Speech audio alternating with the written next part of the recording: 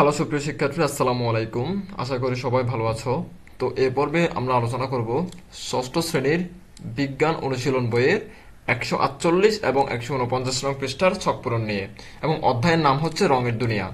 তো first of all আমরা তোমাদের বিজ্ঞান অনুশীলন বই থেকে তোমাদের প্রশ্নগুলো বুঝবো, ইনস্ট্রাকশনগুলো বোঝার চেষ্টা করব, এবং বোঝার পরে আমরা এখানে এসে ব্যাক করে তোমাদের সাথে সমাধানগুলো শেয়ার করব।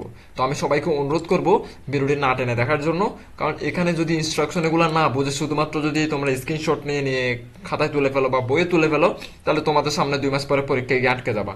স্যার স্যার যখন তোমাদেরকে বলবে বুঝাই দাও, তখন গিয়ে ধরা খাই যাবা। ঠিক আছে, আগে বুঝো এখানে কি বলছে।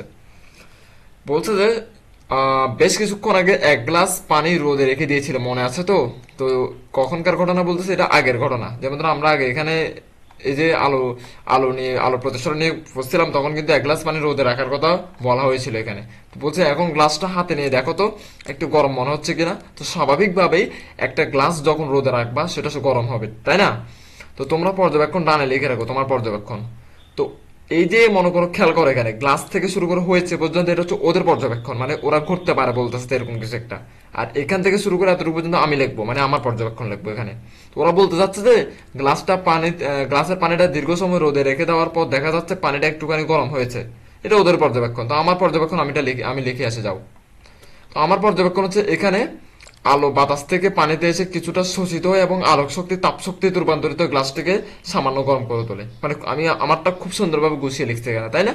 এটা হচ্ছে আমাদের পর্যবেক্ষণ। তোমরা এটা লিখবে এখান থেকে এখানে এতটুকু, এখান থেকে শুরু করে এতটুকু লিখে ফেলবা, ঠিক আছে? এবার আরেকটা এখানে পয়েন্ট আছে। আরেকটা পয়েন্ট হচ্ছে তোমাদের পরবর্তী পৃষ্ঠা, মেবি 148 পৃষ্ঠা। আচ্ছা, এটা 147 পৃষ্ঠা নাকি? এটা একবার 148 পৃষ্ঠা পর্যন্ত গেছে, ঠিক আছে? তো এখানে চতুর্থ সেশন এটা বলা হয়েছে, এখান থেকে শুরু করবো। এখানে বলছে রং নিয়ে আলোচনা শুরু হয়েছিল, আবার রঙের আলোচনা ফিরে যাওয়া যাক। রঙের প্রসঙ্গে এলে আসে রংধনুর কথা। রংধনু তো সবাই ছিল, 7টা রং। তো বৃষ্টির পর আকাশের গায়ে নিশ্চয়ই অনেকের ধনুকের মতো বাঁকা 7 রঙের রংধনু দেখেছো, তাই না? তো তোমাদের বইয়ে রংধনু নিয়ে একটি বিজ্ঞান কমিক্স দেওয়া আছে। তোমার পাশের বন্ধুর সঙ্গে মিলে কমিক্সটা এই ফাঁকে পড়ে নিতে পারো। কেমন লাগলো সবাইকে জানাতে ভুলো না। কমিক্স মানে একটা মজার বই আর কি। তো কি নিয়ে? রংধনু নিয়ে, মানে 7টা রং নিয়ে, ঠিক আছে? তো পড়া যদি হয়ে যায় বইটা, তখন শিক্ষক সহ ক্লাসের সবার সঙ্গে আলোচনা করে দেখো তো রংধনু কিভাবে হয়, মানে 7টি রং কিভাবে হয় মূলত। রংধনু তৈরিতে আলোর প্রতিফলন বা প্রতিসরণের মতো ঘটনাগুলোর কোনো ভূমিকা আছে কিনা। এই যে রংধনু আকাশের ভিতরে তৈরি হয়, এটার পিছনে কি আলোর প্রতিফলন বা প্রতিসরণ ঘটে কিনা জিজ্ঞেস করতেছে তোমাকে, ঠিক আছে? তো নিচে তোমার চিন্তাটুকু টুকে রাখো, এইবার এটা লিখবে তুমি, মানে আলোর প্রতিসরণ এবং প্রতিফলন লাগে কিনা রংধনুর ক্ষেত্রে। এটা কতটুকু পর্যন্ত গেছে?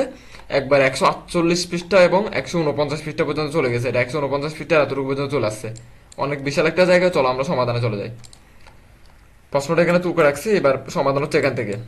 এক পশলা বৃষ্টির পর আবার যখন সূর্য ওঠে, তখন কখনো কখনো সূর্যের বিপরীতের দিকে আকাশে উজ্জ্বল রঙের একটি ব্যান্ড তৈরি হয়, যাকে বলা হয় রংধনু। এটাতে কয়টা রং থাকে? 7টা। রংধনু কয় রং? 7 রং। এটি একটি আলোকীয় ঘটনা। কেন? বর্তুলাকার বৃষ্টির ফোঁটায় সূর্যের আলোর প্রতিফলন ও প্রতিসরণ থেকে এটার উৎপত্তি, বুঝছো? তার মানে আলোর প্রতিফলন এবং প্রতিসরণ আছে বলেই রংধনু তৈরি হয়।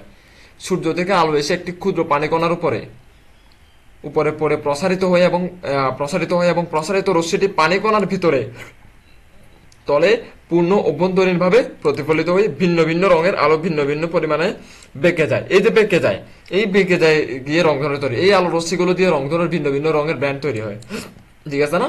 খুব সুন্দর একটি গোছানো উত্তর। তো তোমরা এগুলো কি লিখে ফেলবা। তো আজকের ভিডিও এতটুকু পর্যন্ত। তোমাদের সাথে আমার কথা হবে পরবর্তী ভিডিওতে। ভালো লাগলো অবশ্যই ভিডিওটি লাইক করো, সাবস্ক্রাইব করো আমার চ্যানেল, এবং বন্ধুদের সাথে ভিডিওটি শেয়ার করো।